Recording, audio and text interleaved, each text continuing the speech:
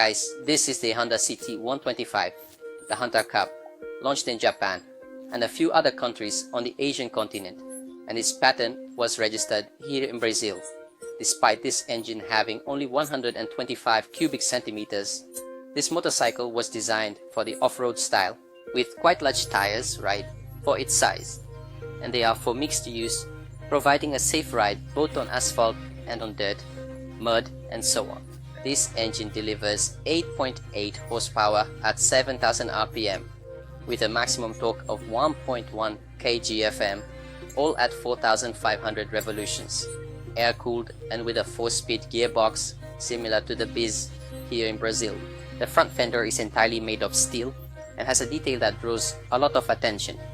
It is the air intake of the engine in a rather elevated position, just like the exhaust, which is kind of ugly by the way, that allows it to travel through slightly flooded areas. Rear and front disc brakes, with the front being ABS. The weight of this bike is 120 kilograms.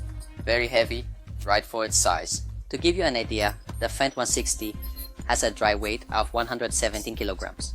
But for me, what really caught my attention is the price. In Japan, it is being sold for 443,000 yen, right, in Japanese currency, which currently converted to reais is around 16,833 reais and 43 cents.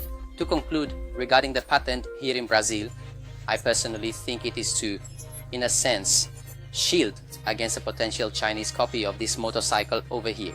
And if a copy came from China, which we don't doubt, it would be at least almost identical and half the price. So folks, that's it for the video. I'll be signing off now.